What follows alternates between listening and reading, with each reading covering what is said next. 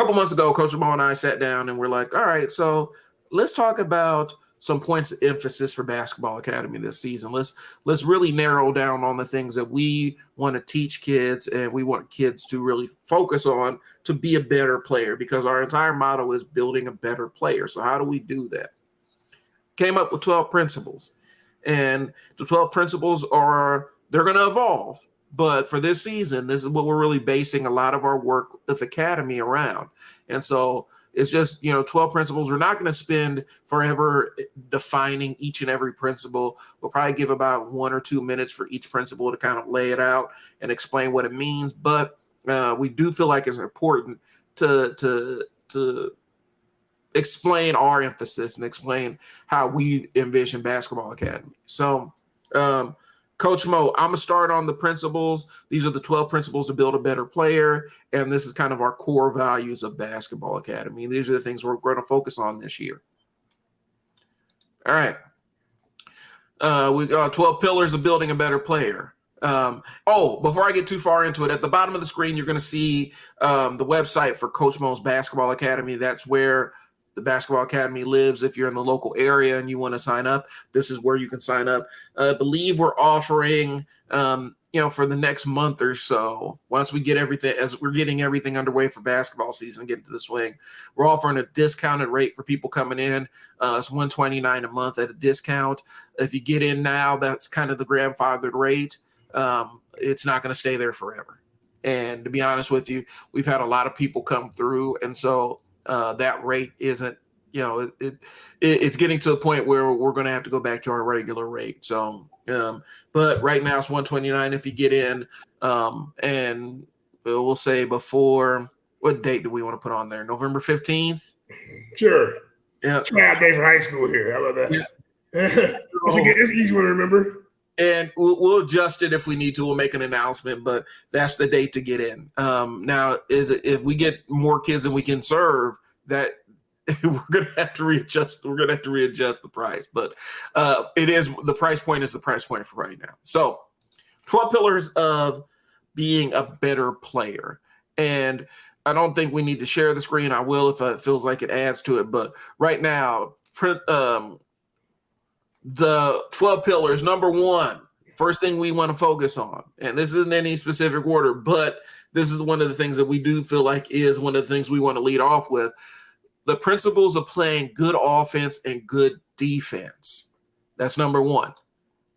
Coach Mo, why do we focus on the principles of playing good offense and good defense? Good defense, number one, is foul out of the game. Foul out of the game. You're just out there playing. Playing basketball, and we know that football has just got over for some people, but you're not going out there and you're you think it's okay to tackle somebody, right, or to run into them. Like, play good, sound, disciplined defense. Move your feet, right. Watch their hips. Like, use your hand as kind of the mirror of the ball in a sense, but not to grab the opponent and throw them down. Offensively, you want to be good, sound offense. You're not throwing the ball over their heads. You're just not dribbling crazy. You're not trying to cross over 5 people. It all looks silly if you have no control of yourself, out there. And we're not talking about just kids that are beginning in their kindergarten. I'm talking about, I've seen silliness in high school, and these kids are sitting on the bench and they should actually be in the game, but they're just doing silly stuff. So just make sure that, they're disciplined with that. So that's the first principle. The next principle, that one's pretty self-explanatory. I don't even have anything to add on to it. Right. This is number 2 is now we're talking about advanced offense and defense, the principles of advanced offense and defense. What's the difference between just good offensive defense and advanced offensive defense? Defensively advanced, this is where we're just like, hey, you stand for your man. That's basic. Now it's like, okay, I got screened. How do I get over that screen and get back to the guy that's covering? Do I go over? Do I go over it? Do I go under? How do I get back on defense? Like, if somebody gets a steal, should I take the ball? Should I run back to the rim? Where am I going to be on the floor when that happens? Offensively, the teams now they're trapping us. How do I stop two people from trapping me, and I'm able to still move the ball without traveling, without moving my feet.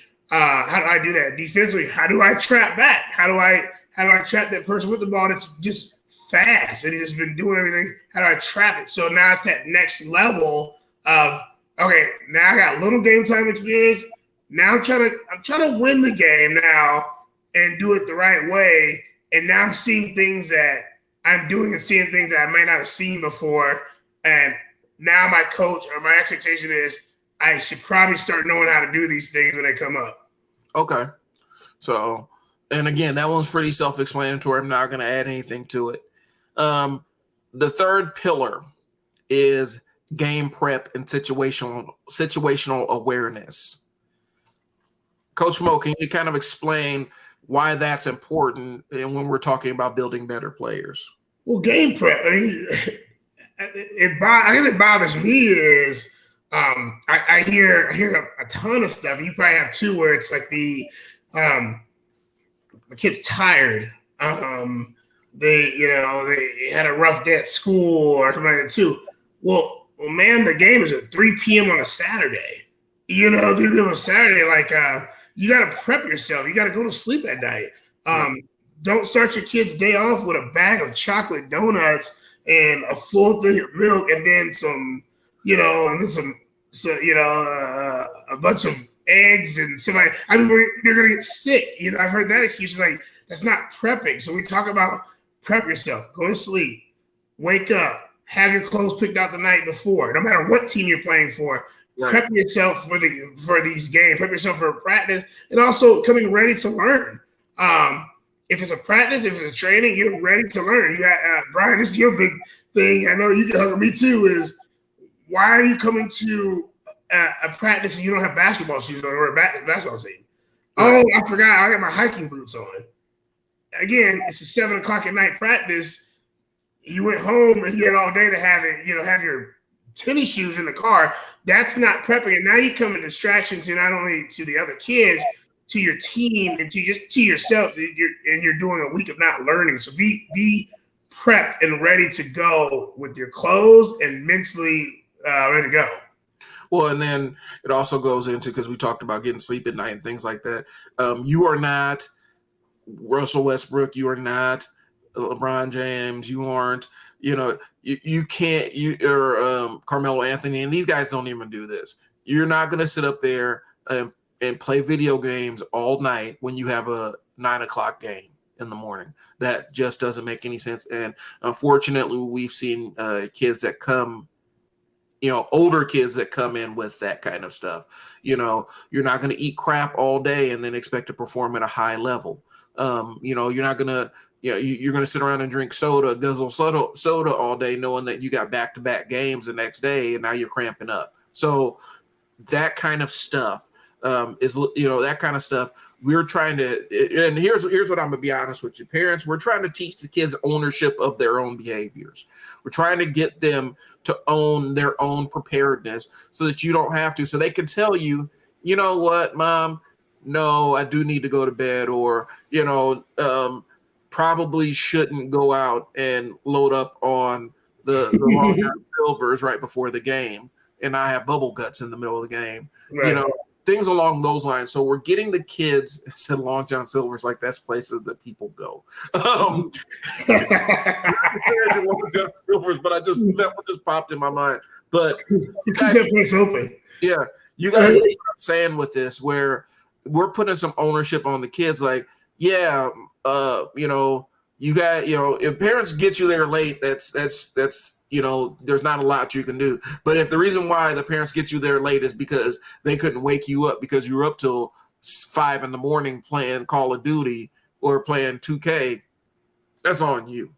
And we're trying to get the kids to take a little bit of ownership. I'm trying to hustle through, so we're going to jump to the next one here. Number 4 is reviewing your own game. We discussed this a little bit earlier. It is a skill, being able to have self-awareness of what your deficiencies are and being able to review your own tape. So, Coach Mo, can you give us a quick summary on that? Oh, boy. Being honest with yourself. Like, so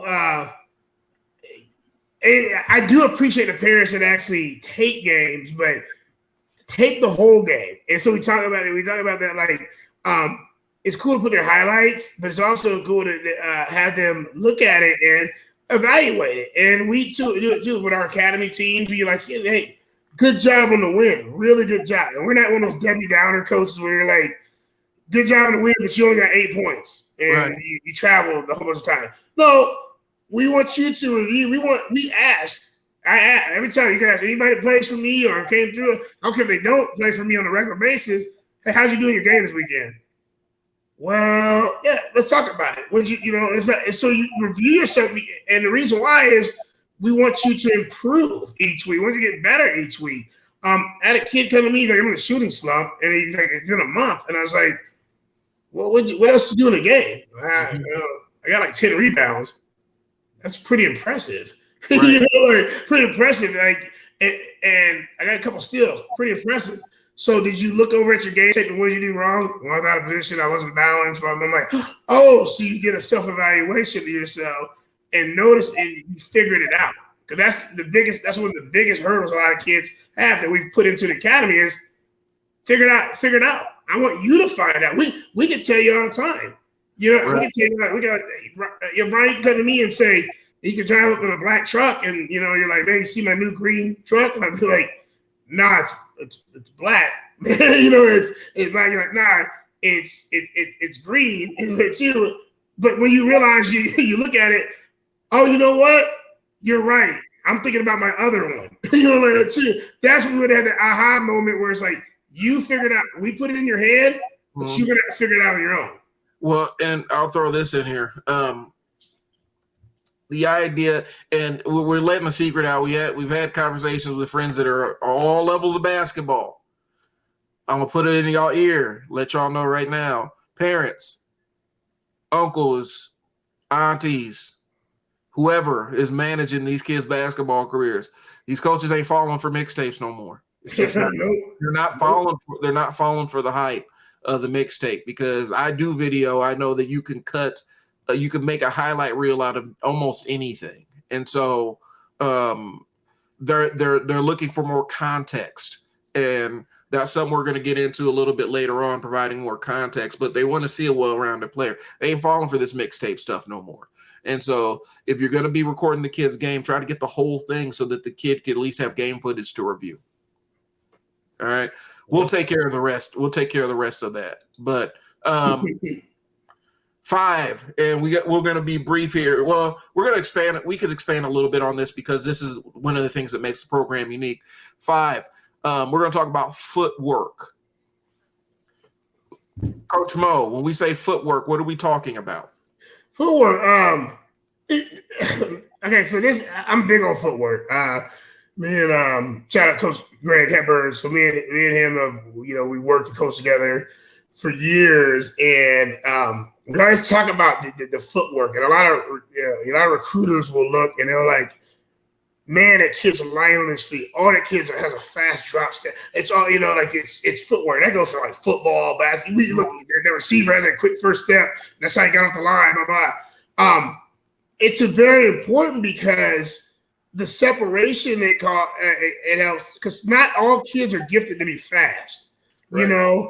And fast doesn't make you a better basketball player a lot of times. I mean, 9 times 10, it doesn't. Sometimes it makes you worse because you can't slow yourself down and you miss a lot of shots and you're in foul trouble. Your mind's going, your body's going same speed. You can't control yourself. The importance of footwork is knowing, we're teaching kids, there's the out of bounds line right here. Right. You are standing out of bounds because your feet are just all over the place. Oh, you shuffled, you traveled on that. What do you mean? You traveled. You absolutely took 3 steps. You didn't, So we go back to like the things that look good playing your friend, your neighbor who doesn't play basketball, and you're beating him in the backyard, doesn't fly with a referee in an actual organized game because your feet are all over the place. You're traveling, you're sliding, you don't know where to be. You're standing in the lane way more than 3 seconds, and you're confused because no coach has ever talked to you about that. They let you get away with it, or because you're the biggest kid, you're the tallest kid in 4th grade. Well, now you're the middle, and you're not tall, or maybe you're the shortest player now in ninth grade. Do you know how to do anything else besides sit in the paint? Now, because now you're 5'3", and you were talking about, how do you get out of there? How do you drive the baseline? How do you scissor step and dribble the ball? How do you do those things? We work on a lot of those things to give yourself to add to your bag, as we say, and work on those, because if your feet are heavy and you can't move on defense, you can't get off the ground and rebound, and you can't get separation on offense, it's going to be a long career for you. We get a lot of kids that are fast with slow first steps, and that just we talk about first steps. We've talked about explosiveness and being able to change directions. Being a fast kid with a slow first step is not a benefit, and so that's what the footwork piece is. All right, the next piece, dribbling, ball handling. That's number 6. So, Coach Mo, give us a little bit of talk a little bit about the dribbling piece of it. Well, you got to ball handling. We talk about in it is like it's something you have to do all the time, and we talk about that. But we're very realistic. People have to calm down. You have to calm down. These people want to jump trainers and jump things like that, and I want to do one-on-one dribbling. Honestly, and I know a lot of trainers are going to get upset. I don't care. I don't care. You might give a kid a video or some dribbling drills. If you're not there to monitor that like we do and kind of see how they're doing and progressing, they're not going to get better. They're just pounding the ball on the ground, and we want to make sure that not everybody's gifted to be a Kyrie Irving. That is, and as much as we think Kyrie, you have your personal feelings on whatever he does, he ain't lying to nobody. That boy's dribbling a basketball every single day. He was learning. He was out doing something every single day. That's why he's where he's at. And we tell people we're going to take you kids on where you're at. So you're coming in, you're dribbling a certain way, you're doing a certain way. Like, we are trying to show you that just because Johnny dribbles like this, you may not. Right. Because of, maybe you're not bending your knees. Maybe you're overthinking it. Maybe you've never been taught how to do a crossover properly. So we take you where you're at and then add stuff to your bag. If you can do a crossover this week, we make sure you got it and kind of go on from there. Because you cannot get around people and go from point A to point B up and down the court dribbling, it's going to do you a disservice. And coaches that put kids into a box and your parents that you follow that and say, hey, my kid's always been a center, and now he gets to high school to be a center. Well, what if the recruiter says, hey, he's only 6'4", he's a guard. Right. I need to do. Oh, no, I don't know. Well, you should have been working on that. And so my philosophy is, and we talked about it, is like every kid that comes to academy should learn how to dribble. I don't really, I don't know how tall you're going to be. Right. I don't know what your coach's demand is. All I know is it'd be pretty sweet to be a 7'1" kid with pretty good handles. Right. It'd also be pretty sweet to be a 5'2" kid that can handle and finish at the rim too. So, there's two parts of it. Okay.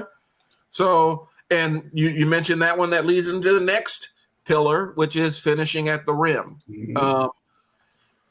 Blown layups and missed tip-ins, blown layups, air balls, short jumpers that didn't find the bottom of the net. We've lost more games based on those things than anything else this AAU season. And so the emphasis on worldwide, I guarantee you, a lot of games have been decided by people blowing layups, adding a little bit more finesse when they should have just focused on putting the ball in the basket. And so we talk about finishing at the rim. Coach Mo, can you expand on that one a little bit? Yeah,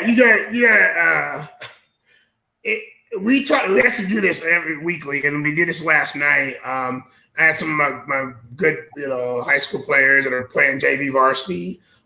Even them, they just couldn't understand sometimes. On some of the drills, they're like, well, I do finish good. I said, but do you finish well around the rim? Do you, what do you mean? I was like, do you finish good when it's wide open, you get a layup and it's a fast break, there's nobody in front of you? Or can you finish when you have a guard backpedaling and it's for a clutch for the game, can you hit a floater over top of them? You know, can you attack and get the and one? If you're down by 3, get the and one and finish the thing to overtime. You know, are you actually attacking with your chest to chest going up above them? You know, and these are the things we're talking about.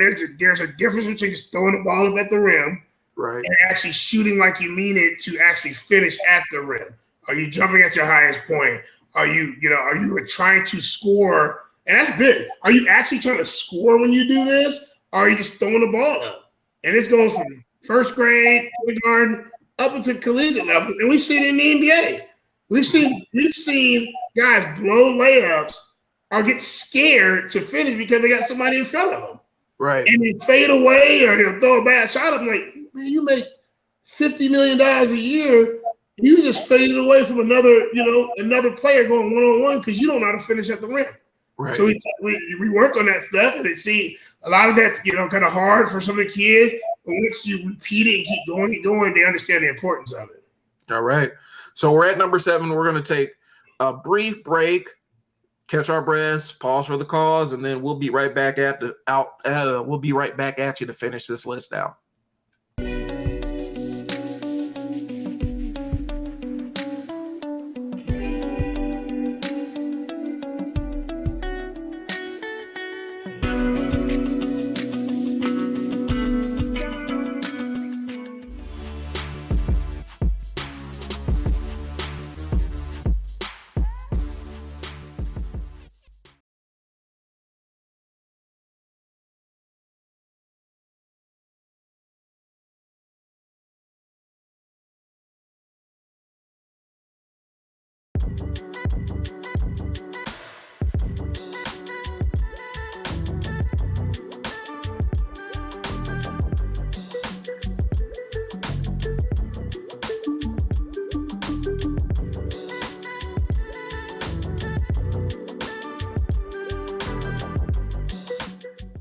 Basically have a full month of whatever training. You have kind of a half a month for November. So you high school guys, okay?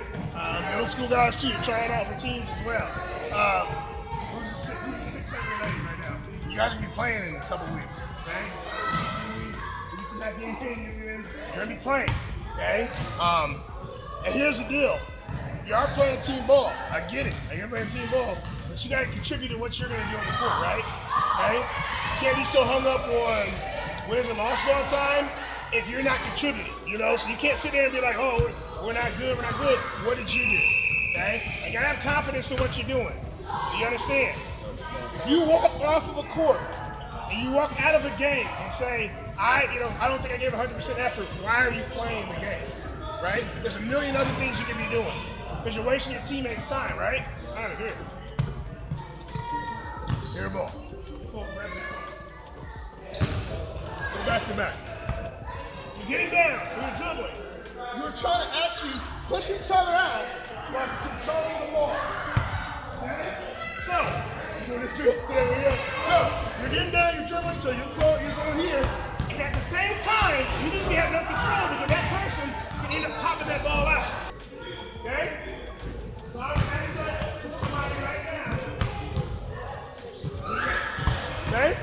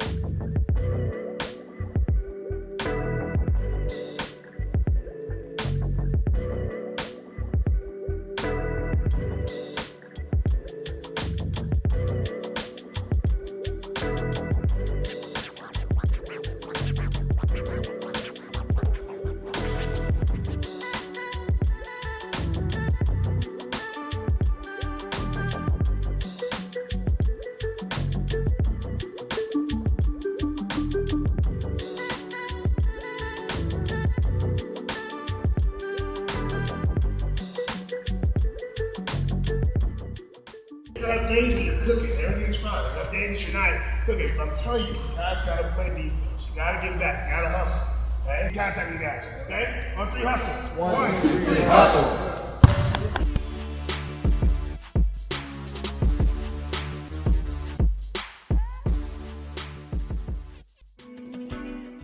Welcome back, y'all. So we are discussing our 12 pillars of building better players, and we're on number 8.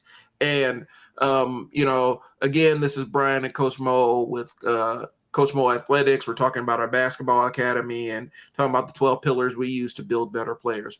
Last one we talked about was finishing at the rim, and now we're at number 8, which is moving without the ball. Let's discuss that one. Well, moving on. This one bothers me probably the most.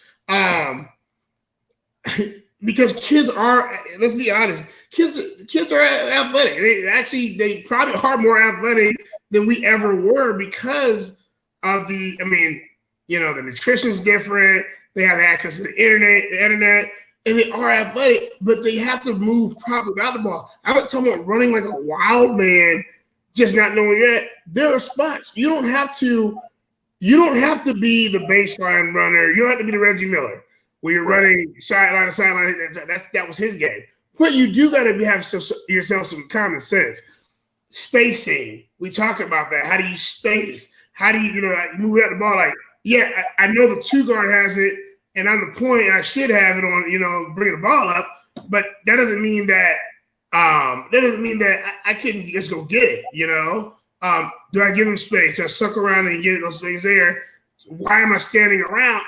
And I tell them, like, if you're looking at coaching and coaching from and recruiters, they're going to look at, I know this guy is dominant with having the ball in his hand, but what if there's a game where people are denying him, or it's a type of defense that does it, how do they do without it? How did they move without the ball? How do they go come get the ball? How do they move? And we want to teach them that not everybody's going to be just sit there and let you do what you have to do on the court. You may get jammed up a little bit, and how do you fix it? I mean, there's a lot of NBA players that have built pretty good resumes off of scoring because they are constantly moving without the ball. They're constantly, if something isn't working, they're going to their next spot. They always know where their next spot is in the offense. And, if they're playing defense, they're always active, so that they can, get opportunistic and pick and play those passing lanes and things along those lines. And so moving without the ball, especially for kids, because it's real hard to kind of explain it, just because the ball isn't in your hands, you still need to be active and doing things. And I think that's part of the maturity, and that's one of the pieces where we really do focus on that, because that could be that thing that a coach says, I'm going to really give this kid a shot because he moves without the ball over this kid who just stands there like they got lead in their pockets. Mm-hmm. Like they're waiting on a pizza to be delivered or something. So you don't become we talk about that. It's like you don't become a threat in a sense. It's like you said, you're just standing there, you said and we are very realistic of telling people, and I know these kids are like, what? And eventually they'll see it when they play. It's like people see that in the crowd. Right. I mean, your parents see that. The coaches see you're just standing there with your hand in your pocket, and you got the other players are just fending for their lives to get the ball up the court, and you're just standing there under the rim because you think that's where you're supposed to be at. Pretty cool when you're in kindergarten. Looks really silly when you're in 11th grade. Well, and then part of that is that goes into staying within the game. If you're moving without the ball, you're staying in the flow of the game while you're in the game, and you're adding a benefit. You're benefiting everybody. But if you're just standing there, that's easy to get out of the game. That's easy to have a pass sail over your head or get hit in the face with the ball because you're not really in the flow of the game, and we've seen that plenty of times. Right. The last 4 that we're going to talk about, these are mental. And so the other ones are more physical. These are kind of the mental pieces of this entire thing. Number 9, testing your skill and leveling up in the off season. That's huge. When I mean testing, when we talk about that, we're saying you have a school season. Let's give, for example, you have high school. So you have the high school season. High school is a lot different from AAU, which a lot of you guys are finding out. You probably were a 30-point scorer in AAU, and you might be a 4-point scorer in school, but you may be a defender and those kind of things there. And so you learn a lot doing that. When you're off season, to level yourself up is like, if you didn't think you liked your numbers, how do I get better? We talk about extra training. We talk about focusing on those things that you need to work at. We talk, we talk about challenging people that are going to actually push you. Again, right. Your neighbor that plays hockey is not a point guard. He doesn't play basketball. And yes, you are beating him. That is great. And he probably can tell you how to be tough, or whatever, but his skill set is hockey. Right. Your skill set is basketball. So now in the off season, I need to find somebody who's going to challenge me. I need to figure out how to do my left hand because I didn't do good with my left hand. I got to figure out how to get those 4-point scores total up to 10 now, and so that's very important. We talk about, and one thing, with Academy, we didn't mention, people know it's year round. And that's what we talk about. We want these kids to come off of their school thing, come here like, Coach, I did this, like you said, but man, there's 2 guards in front of me, and I need to get in front of them. I gotta level up. Okay, this is what we do, and that's why we have a 3-on-3, and that's why you have 3-on-3 during the summer, and that's why we do open gyms year round, and that's why we also do AAU ball, because these are opportunities for players that are serious, that have made the commitment to wanting to be better basketball players. And that's the big thing. They've made the mental commitment. Now they get a chance to test their skills out against players that are above them. And they're seeking out opportunities to get better and not just beat up on the kids that are the same level or lower. So that's important, because a lot of times, we find kids reach a certain threshold or a certain level and they just get comfortable punching down and beating up on the kids that aren't as good as they are, or beating their neighbor who doesn't play varsity ball, who has no intention of playing varsity ball, and they do it because it's fun to win. And they're not really pushing themselves. And then when they come in with the goons on during tryouts, the goons were out there working. They were out there grinding all summer, and so they come in at a higher level. They haven't been playing. They haven't been taking easy wins. They've been going out taking hard losses and learning how to get better. So we talk about that piece of it. Finishing strong and goal setting. This is something that we've discussed too. What does that mean when we talk about finishing out strong and setting some goals? Well, you finish out whatever season you're doing. Let it be your middle school, let it be your recreational team, your high school team, your AAU team. You finish strong, and the meaning of finish strong is you should not, if you're working and you're doing what you're supposed to do, you should look different at the end of the 4 or 5 months that you're playing. I'm not different, like you should be fixing things that you couldn't do at first. Right. If you did not rebound 4 and 5 months ago, through all these pillars that we've taught you, you're getting a good academy, something's wrong. And that's got to be your effort, because we're going to present that to you there. And your goal setting is like, okay, I got it. They're like, I have to fix this because I do have 1 more year of high school. I got to fix this because I'm running into AAU. Like AAU this year, I think the first term is April 1st. That's so early. Like, right. And if you're playing for your school, you do a pretty deep state run, you might be playing the mid-March. Mm-hmm. You might be playing the mid-March, and April 1st is right around the corner. So my goal's got to be, I gotta fix this now. You know what I'm saying? I gotta fix this really quick. And so I want we really work on that and want kids to understand that there's going to be things that you have to fix immediately. And you should have been looking at that the last couple of months. And we do a constant reminder of this is how you improve. Gotcha. So, all right. Now we're on to number 11, which is another one that's really developed. It's really about focused on the kids' behavior. It's developing on your own. You have to develop on your own. And what we look at it is at some point, I'm not on the court playing with you. Your dad's on the court playing. Your mom's on. Everybody's in the crowd yelling and screaming. And I always get on parents. You guys got to take a break. Chill out. Chill out.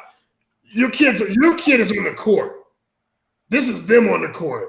And at some point, they got to take the accountability of like, I need to get better, or the same person. And you cannot get mad at the coach at this point, because especially with us, they're like, we've talked about this. We've talked about hustle. We've talked about dribbling. We've talked about kind of things here.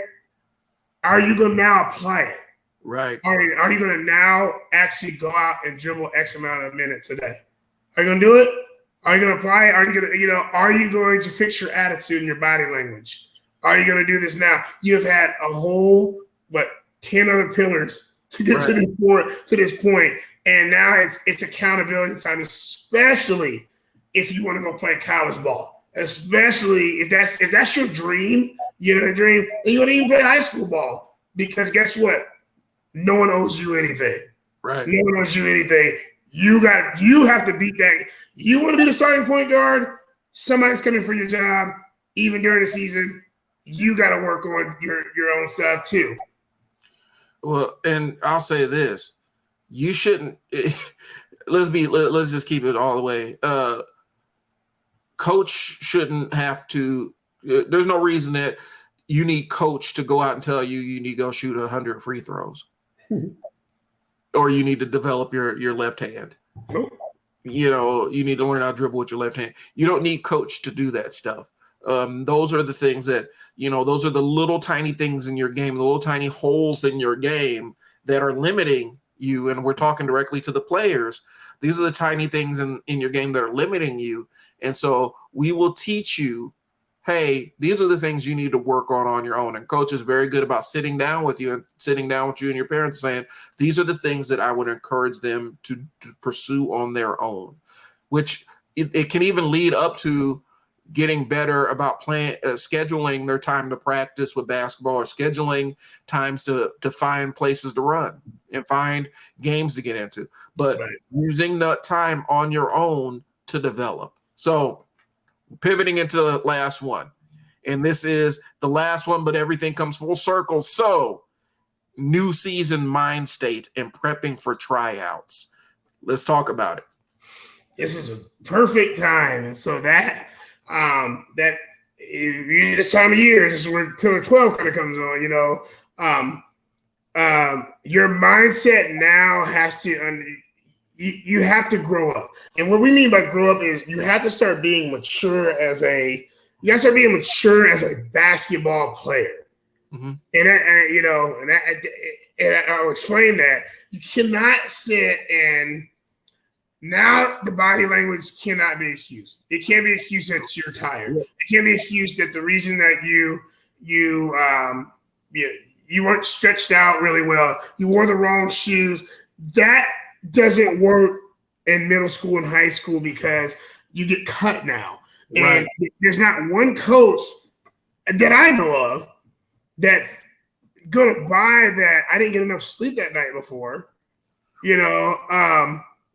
Okay, the kids are trying out. They did okay, or hey, oh man, my hamstring's really tight. I got here late, so I didn't get a chance to stretch. Okay, but other kids got up and they got a chance to stretch, so they're prepared to be here. Oh, I forgot my activity card. I didn't get my physical in. I didn't do that. That is not going to happen, and you got it. And so we talk about that's not preparation for a tryout. You're not ready to try out. And you're going to get what you get. And Brian, you talk about this all the time. The result, you're going to get what you put in. And if you did not put in the work and you're not ready and prepared to do this, you're staring there. And I've been there. You stare there, and there's other reasons I played a couple of teams, just some maturity things for myself at that age. And you look at that sheet, you're like, oh man, I'm not even on the list. Oh man, I got cut. Wow. And you're shocked. Well, why are you shocked? You were last in the running drills. Right. You came in late. You didn't know the plays, and they've been teaching the plays the last couple of months. You can't do a push-up. You can't do it. You can't run around the track once. There are things that they're preparing you for, and you didn't do it. You didn't prepare yourself to get in and prepare yourself for these tryouts. The kid in your position, you come in and your position is stocked. Like there's a lot of kids there.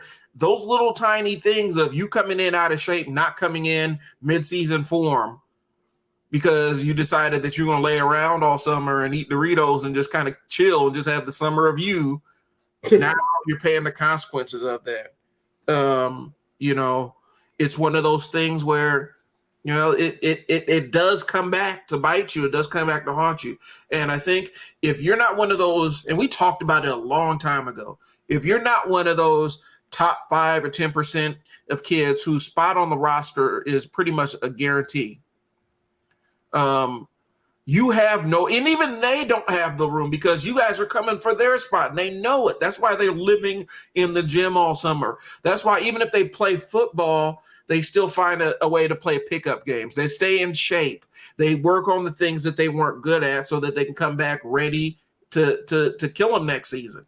And if you think that you're good enough that you can lay on the couch all summer and not pick up a basketball and say, 3 days before tryouts, I better get back in here.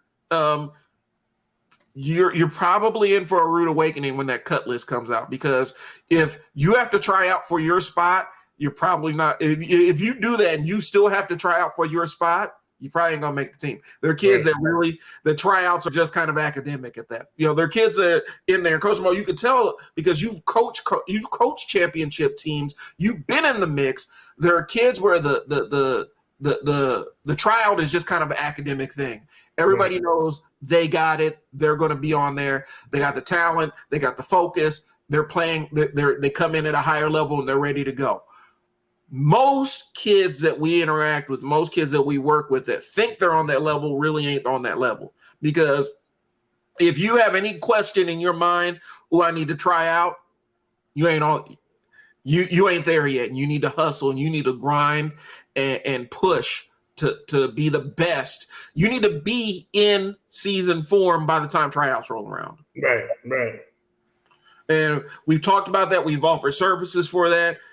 Some people took advantage of it. A lot of people didn't, and now they're on the outside looking in. Waiting for next. You can get back. I guess people. We are very. I mean, people that know us. I mean, you can look at the reviews and people that know us. I mean, we are very kid friendly, oriented. We want them to have success. We are also very, we're very honest, and we are not. There's a reason why I will brag on ourselves for a little bit, because we should, right? We should be very, it's the reason why we're a 5-star business. It's the reason why we're A+ with Better Business Bureau. I mean, because we're honest, we give them a fair shot, and we don't guarantee, we don't guarantee spots on teams. I'm not coaching your team. Right. I'm not coaching your high school team, but I do, I do know if you come to 98% of what's offered, and you participate, like you said, you do so outside on your own, but we give you the tools, you'll have a better shot of making your team, and you make the team to be a part of that team. You're part of the team, but we're also very honest that there are some things like if habits you have picked up and coming to us at 12th grade, you may not be able to save yourself.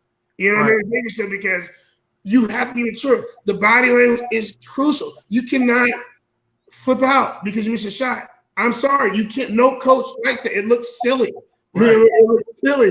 No coach likes that. You blew 5 layups and tryouts wide open. That's on you. You should have been working on it. You already knew you struggled at that. Being mature, somebody hits the ground at practice, go help them up. Guy steals a ball from you, go steal it back. You ain't gotta go push him in the back. Just play basketball. Get better. Guess what? There's a lot of people that think Michael Jordan to go. There's also people that think LeBron. There's people that think Wilt. There's people that think Kareem. But you know what I just named? I named 4 guys that had great work ethic, crazy work ethic. They're like, You think Michael Jordan hit every shot? No. You think Kobe hit every shot? No. You think that carried the next game? No, they came out and kept shooting. They came out and did what they had to do. They had a different type of leadership. All of them were different types of leaders. All those guys I named were prepared to play the game. They accepted that, oh man, we saw it in The Last Dance. Michael Jordan got beat up by the Pistons. And he's like, you know what? I'm going to go lift some weights. You know what I'm saying? I'm going to take it in my own hand and do it. So at the highest level, these guys are going into their 40s, still showing up to the gym, still getting shots in, still respecting their coach, still the first one down and back running, still the one hitting free throws at the end, doing what they do at 40 years old, 40 years old and above. So if I'm 12, I have nothing to drop my shoulders for if I've never worked on it. If I keep blowing layups, but my coach tells me and we tell you you won't do it, why drop your shoulders? Why drop your shoulders? And that's not being prepared. Well, and we talk about it too. One of the things that we discuss is the idea that kids are sitting there. We that academy footage we showed you. We talk about highlights don't mean nothing. We showed you some of the highlights from the academy, but there was a segment in there that didn't get added in there, and there are kids that got in trouble for standing on the sidelines, kikiing and playing around and tickling each other and stuff, and they got barked on because they're there. These kids are there because they said that they were making that commitment, and so they got in trouble because they're sitting around kikiing and goofing around when that's not the time. They need to be watching the drills and figuring out how they're going to get in there.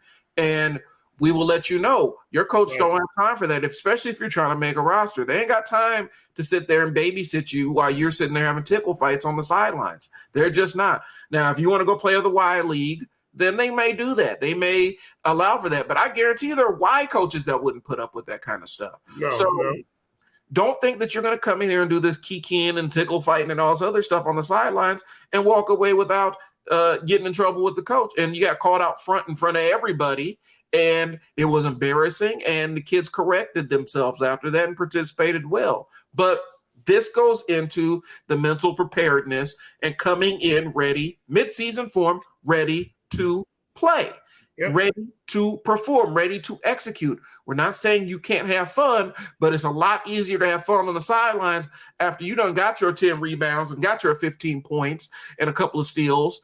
And then you guys are up by a substantial amount and the game's in the bag. Now we can be a little bit more fun on the sidelines. You can be fun in practice if you're hitting all your shots and you're not distracting anybody else. But that's what we're talking about with coming in mentally ready to play. Summer's over. Get your mind right and act like you want to be here and act like the goal is to go out there and put your best effort forward every time you hit the floor. Doesn't mean you're going to hit every shot? No. But just because you're not hitting the shot doesn't mean that you can't get ready to rebound that ball and get back on defense. Right. So that's the mental stuff that we talk about in Basketball Academy. And people I'm being honest with you. It's really easy to let go of the mental side of that side of it, but it's important for your players to develop. We're not saying that they can't be kids. We're not saying that they can't do kid things, but there's a level of, hey, the team is here. It's about business. Let's go handle business. We have fun after the business is handled. And we can have fun while the business is handled. Right. But you got to go out there and be executing and doing the business first. If you're not handling the business, there ain't nothing we can talk about. And we do it from a perspective of not being arrogant. We do it from a perspective of we've learned the hard way. If you could go back and do different football, you would. I do stuff different with track, football, basketball. I would do different things. We learned the hard way. We learned all these things like, why did we make this so hard? Man, yeah. You know what? My coach was right. I was, I could have gotten the gym a little bit more, or I could have, free throws are important, I mean, now I'm 42 and I'm thinking that, and I could have just, if I'd have had some, my dad didn't play basketball, You know, he played basketball, he played football, so and track, and even then he's like, you just run faster than somebody else. Right. Hey, like what do I do with that? I mean, like, as we're like breaking it down, we will not stand up here and we're very unique. We're not gonna tell you, we're not gonna make up stories about our NBA run as NBA players and your NFL run, because we didn't get to that level. Right. But we played at levels that some kids are struggling with. I'm talking about just even playing recreational ball. It's not even fun playing recreational ball if you can't dribble. It's not fun if you can't rebound. It's not fun if you don't say, "Oh, we want you to have fun." We get excited. Anybody ever seen me coach or train? I'm just excited for you as you are to get your first layup. Right. But I'm telling you, don't be satisfied with that. Our pillars, you go through them. We want you to come out better than you were, but there's still work to do. Like I said, if you have NBA players still getting up in the gym, NBA players with 4 rings, 3, 6, 8, 10 NBA titles, all defensive, all MVPs, they're still doing it. Why are you at 12? Think that you've made it. You've made it. There's a reason why Omaha has got put back on the map for basketball, and we want it, and we think we're part of that. I mean, we are. I try to be humble. Let's do it. We're part of that. There's a lot of trainers and coaches that are part of that as well. It's because we've challenged these kids to do better. We challenge kids to do it, and these kids that have gotten that level, your Hunters and Hunter Silas, your Chucky Hepburns, your St. Thomas, those guys there, they work. You know what I'm saying? They work. They've worked on not even knowing about these pillars like this. They've had people surrounding them, and they take the effort to be like, listen, I want to be the best at this position, and I want to go play in college ball, and I want to play at a high level of college ball, so I'm going to do what it takes. And that's what the pillar gives us. I want you to, if your goal is just to be the best freshman basketball player you can be, and that's all you want to do, we want to put that in your. Let's make that a goal. You got to tell us. If it's beyond that, then we got to go. If it's beyond that, there's a different commitment to college athletics and high school. The difference between that is huge, and we want to be able to do that for you and be honest around the way. Like, we care about you, but there's some things that you need to be doing as well. Right. So I think that's where we're going to leave it, Coach. So you guys see it scrolling across the bottom. If you're interested in Basketball Academy, time is limited to get in. Not limited to get in, but we run a year-round program. But to get in at this lower rate, because you're getting a lot for what you're getting in, and we're gonna keep sweetening the pot as we're able to add more apparel and things along those lines. So get in now, because it's not going to be this easy to get in forever. Coach Mo, do you have any final thoughts on this? Final thoughts. I wish the best to every player in this country is trying out for their teams. Genuinely wish you the best. I hope that you understand that the gift of sports and basketball at a young age, to be so athletic and jumping and running, is a gift. And there's an expiration date on that gift, that we all get older. We all get older, and our bodies start doing things that we can't do. And Brian, you're dealing with some health stuff, and I've dealt with health stuff. It's like it catches up. So while you have the ability to jump as high as you can, to run as fast as you can, to be, stretch and make sure, to avoid as many injuries as you can, you should give your 100% effort to every workout you do. Right. Let it be here in Omaha with us at the Basketball Academy. Let it be in Texas. Let it be whatever it is. You want to give 100% effort, and you walk off of these tryouts and these floor, and you say, I gave it my all. I gave it my all.